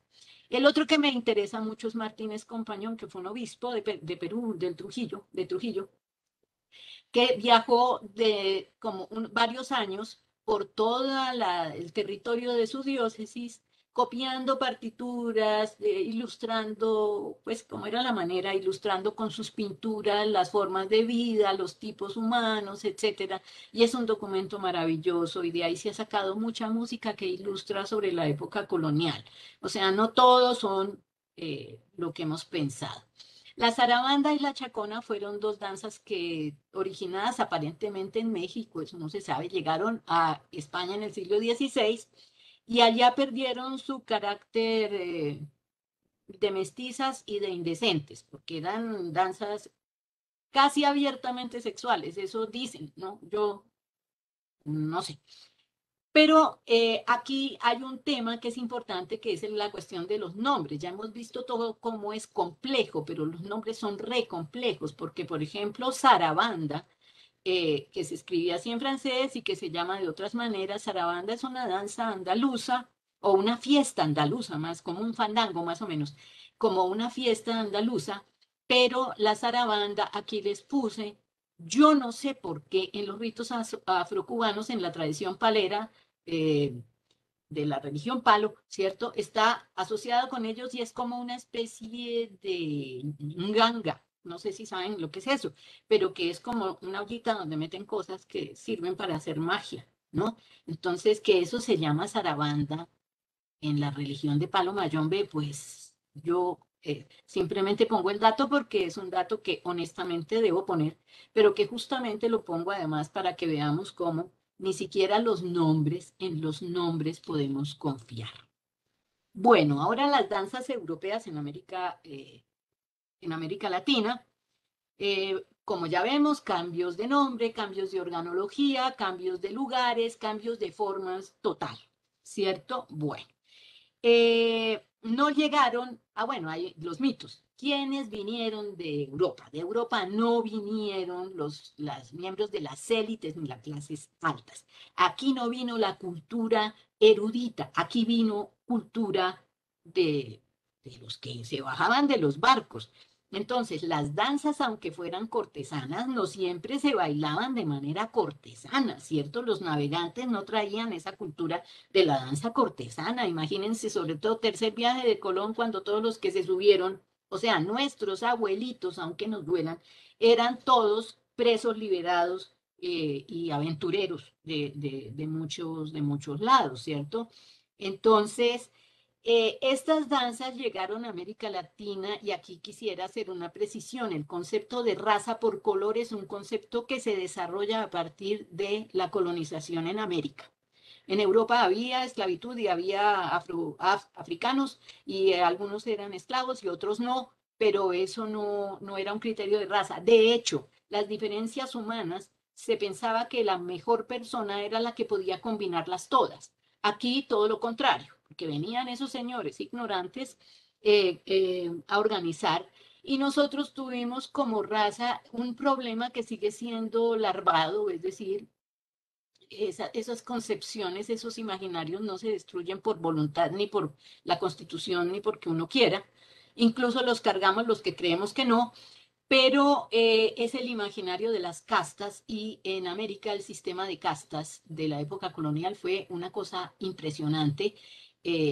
Yo le oí una poesía, bueno, hay hasta hay sitios donde llegaron a la exageración de 32 castas, pero por aquí hubo hasta 16, ¿no? Un poeta oral de Chocó, Ismael Valencia, él hace una lista de las castas y cómo se combinan y cómo, bueno, y cómo el salto atrás y es ir de una casta donde uno ya logra estar genéticamente para atrás, cogiendo otra vez pareja más oscura o para adelante, ascendiendo hacia un criollismo o algo así, pero esto no es un chiste, es una cosa muy cruel que funcionó por toda América Latina, ¿no? Bien, entonces, los medios de difusión eran las salas de baile, las casas de las familias ricas y los músicos que iban a tocar ahí evidentemente podían ser de clases menos favorecidas, entonces llevaban sus propias danzas para sus propias casas. Entonces llegó la contradanza. Aquí llegó a los escenarios, a las plazas públicas, al teatro y a las fiestas. Y tuvo componente independentista. Ustedes se acuerdan que la Vencedora, la Libertadora y la Trinitaria fueron contradanzas, tanto de Palacio cuando Bolívar y Santander, como homenaje a Simón Bolívar de alguna familia muy ilustre del Caribe. Entonces, aquí tuvo componente ese independentista. Fue muy bien recibida en México, Venezuela, Colombia, Panamá, Perú y Ecuador. Hablo de países actuales, esos países no existían en esa época. En Cuba, donde prácticamente encontró el lugar de arraigo mayor, da origen, o sea, colabora con el origen de la danza, el danzón, eh, posteriormente con el mambo, el cha-cha-cha, pero especialmente con la habanera, que si estamos hablando de Sexteto Tabalay, estamos hablando de la llegada de las músicas cubanas a Barranquilla, estamos hablando de esas influencias. La influencia de la contradanza se encuentra en Colombia, en el Chocó, por supuesto, también, y hasta el tango argentino tiene eso, ¿no? Tiene influencia de la contradanza, importantísima. La mazurca llegó a los repertorios bailables americanos desde 1860. Aquí ya vamos para Estados Unidos de Colombia. Problemas ya hay dos partidos políticos, hay clarísimas diferencias de intereses entre los dos, hay pues guerras civiles todo el siglo XIX, entonces aunque arraigó, no tuvo una vida social urbana demasiado grande, ¿no? Eh, Se mantiene como danza pues propia en Chile, Uruguay, Nicaragua, Panamá, Costa Rica, México y Puerto Rico. En Nicaragua participa como polka, con la polka en el Palo de Mayo, y en Uruguay se habla de la mazurca ranchera de los ranchos o mazurca rusa, ¿no? Quién sabe si ahorita decir mazurca rusa esté mal en la época de la cancelación. Bueno, la polka llegó a mediados del siglo XIX y se difundió por todos lados, desde Estados Unidos hasta Uruguay, hasta el Paraguay. La polka paraguaya, que la conozco bastante de cerca, el purajey en guaraní, es una danza folclórica que no tiene características ni parecidas con la europea, y casi ninguna tiene características de la danza europea. Se llama polka paraguaya y es un género tremendamente popular y bailado. Popular es de amplia extensión social, o sea, mucha gente la practica, y es muy compleja en pasos de baile y acentos y todo. Es bien interesante la polca paraguaya, que no tiene nada que ver con la polca europea.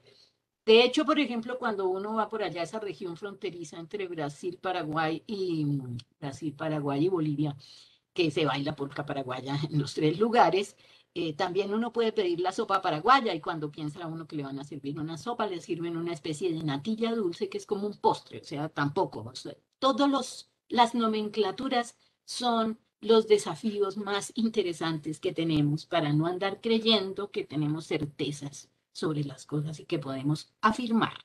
Bueno, en Uruguay la polca existe como variante canaria, hay mucho acordeón en la polca uruguaya, ¿cierto? Y se practica en zonas rurales. Toda esa zona de Uruguay, eso es la zona de cultura guaraní. Puede haber fronteras, como decía María José, entre los países, pero las fronteras culturales, incluso las fronteras antiguas, las fronteras precolombinas, son muy importantes todavía. En Argentina hay tres lugares donde se hace la polca, está emparentada con la mazurca, y tiene que ver, sobre todo la correntina, tiene que ver con el chamamé. Los tres lugares son tres lugares de costeños, digamos, no son del interior.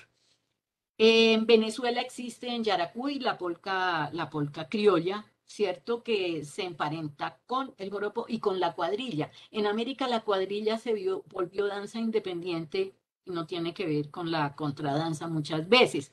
En México, al folclore de la región norteña y se baila con pasos galopados, bueno, y es muy popular. Y también en el Ecuador, en la costa, ¿cierto? Es poco del interior.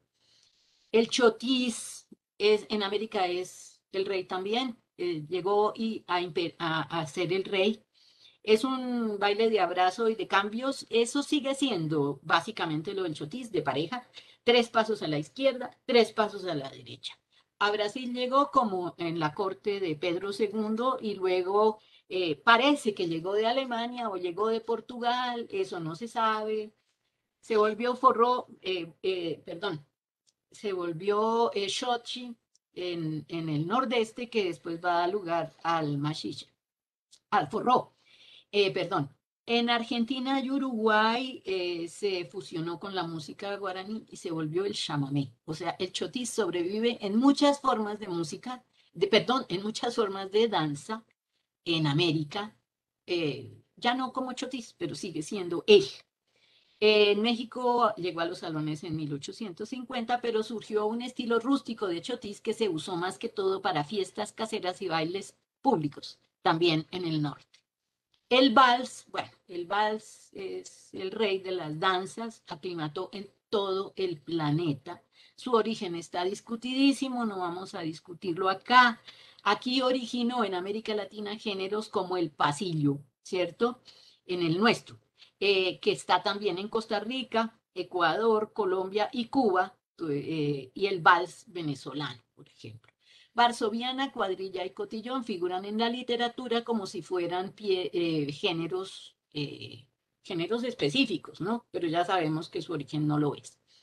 Danzas en música instrumental, en las suites de los compositores nacionalistas, por ejemplo, tenemos en la suite brasileña de Villa-Lobos, mazurca, chotis, vals y gavota, ¿sí? En la suite popular brasileña, en una suite para guitarra de Julián Carrillo, panameño, que es una suite en cuartos de tono, hay una gavota versallesca y un jarabe. Y bueno, en la música de Gentil Montaña hay a veces polcas, ¿no? Bien. Colombia. Aquí hay una cita de la novela Manuela de Eugenio Díaz Castro, entonces aquí está el vals de los pollos, famoso, el vals antiguo, que es valse no pasillo, que no exige las adiciones de la varsoviana, o sea, estaba la varsoviana también, y estaba el Strauss, que era seguramente algún vals de Strauss, que después se volvió el Strauss, y en el Chocó se mantiene como un género específico, ¿cierto? Bueno, entonces aquí tenemos danzas de ancestro europeo, estas contradanzas a la banda J, no sé qué. Desde esa época, en la independencia de la República, la contradanza que está en el Chocó y en la zona andina Llegó a Colombia en 1750 y se hizo popular desde 1810 con los sentimientos independentistas y era contradanza militar.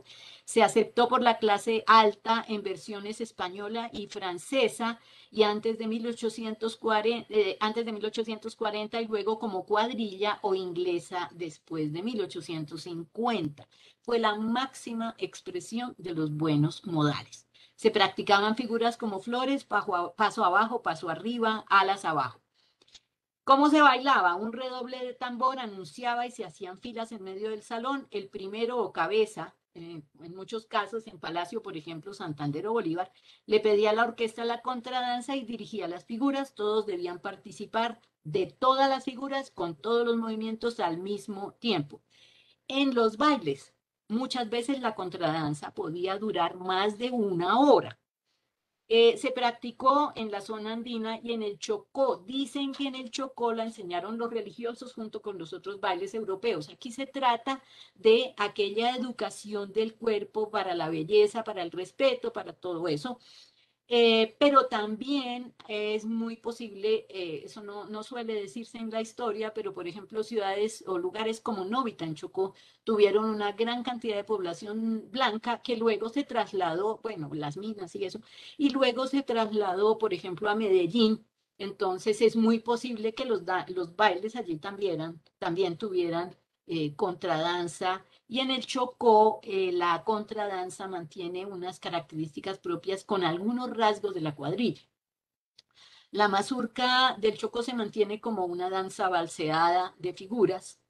La polca del Chocó es un baile de parejas semi-abrazadas que incluye juegos de percusión con palmeos, sí, palmeos, percusión corporal. Aquí no metí en esto la jota, pero la jota chocuana es que la jota sí fue una danza popular que nunca entró a los salones y como se trataba de la música de los salones, entonces no la metí. Pero la jota chocuana no conserva nada de la jota española, por supuesto, sino que algunas figuras de baile se hacen en ochos. Bueno, eh, el chotis de las islas, pues obviamente llegó de los salones europeos a Jamaica y de Jamaica a las demás islas del Caribe y a la parte continental de Colombia. Se mantuvo hasta hace pocos años en Antioquia. El vals, el estrozo, el pasillo chocó en las islas y en la zona andina. Bueno, aquí tenemos ya, por favor, quiero ver, no me han avisado que la embarré todavía. Bueno, tenemos algunos temitas que son importantes, pero que, bueno, yo no, hay un montón de gente también que hace una diferencia entre identidad e identificación. Y la identidad da una idea, me quedan 5 minutos, bueno, gracias.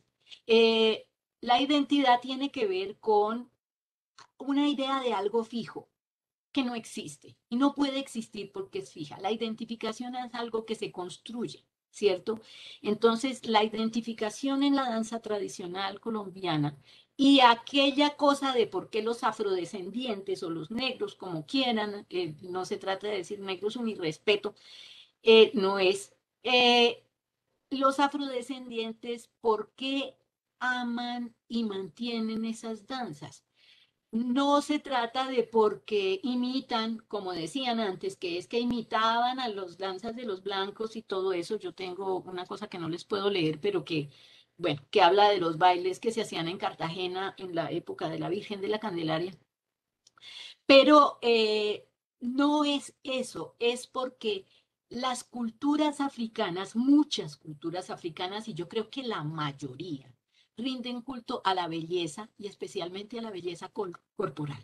Que haya mala situación económica no quiere decir que la gente no sea bella, bien presentada y con una salud corporal buenísima. Entonces, juegos, juegos de niños son los mismos juegos de los adultos, los movimientos se aprenden desde la infancia. Por eso estas danzas metidas dentro digamos, de las prácticas cotidianas, pues si hay quien las rechaza y trata de expulsarlas, está rechazando algo que fue amado por ser elegante, amado por ser bonito, eh, Recuerden que los romances españoles también se mantuvieron, por ejemplo, en el Chocó por muchísimas razones. Ahora, las formas de movimiento del cuerpo que se educan a partir de la danza son formas de vivir en comunidad, son formas adecuadas a vivir en sociedad. Entonces, a mí, por ejemplo, me gusta, a veces veo TV Islas y de pronto aparece alguien diciendo que tenemos que mantener nuestras tradiciones. No se trata de defender las tradiciones, ellos no lo hacen así, no las defienden porque hay que las tradiciones, es que las tradiciones son inventadas, pero las tradiciones tienen que ser permanentemente construidas. Si nosotros pretendemos que haya algo de identificación local que la necesitamos, ¿sí? ¿Por qué con el ajiaco sí, aquí en el interior? ¿Por qué con el ajiaco sí y con la danza no? Nosotros no tenemos identificación con danza, nosotros no aprendemos a bailar siquiera. Nos podemos pasar la vida sin bailar, cosa que les puede parecer absurdo a los demás y que de hecho es absurdo porque la educación corporal no es una prioridad para nosotros. Entonces, esto tiene que ser escolar. Esto tiene que estar en la educación. No importa si se traiciona la no sé cuál versión o la no sé cuál otra cosa, se necesita que estas cosas, junto con lo que existe, se cultiven y no hay otro lugar que la escuela para donde se pueda hacer eso. Las concepciones de tradición pueden ser muy discutibles, pero las que expulsan parte de lo que somos no son bienvenidas, por lo menos nosotros tenemos que trabajar en las cosas que nos unifican, que nos hermanan, como somos una nación fragmentada, como lo dicen los historiadores, cada región, regionalistas, separatistas, todo lo que se quiera, pero de todas maneras nosotros tenemos cosas eh, que reivindicar de nuestro interior deseo de unidad. No podemos negar que nuestros abuelitos fueron esos que se bajaron de los barcos europeos, pero también los indígenas, pero también los afros y esas cosas, esos mestizajes que son muy variados, esas mezclas que son muy variadas, son lo que significa nuestra identificación, no necesariamente nuestra identidad.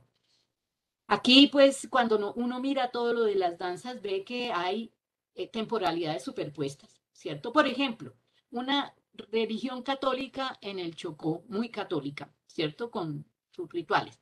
Una religión no católica, pero cristiana en las islas, con también sus rituales.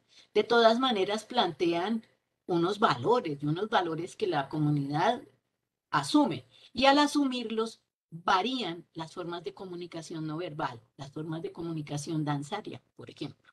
Las variables comerciales tienen que ver con que todo se homogeneiza a partir de la existencia de las grabaciones y, por ejemplo, las casas grabadoras ya van a tener que exigir cierto tipo de cosas. Estoy hablando de las casas grabadoras desde Fuentes para adelante aquí en Colombia, ¿cierto? Eh, décadas del 40 y del 50.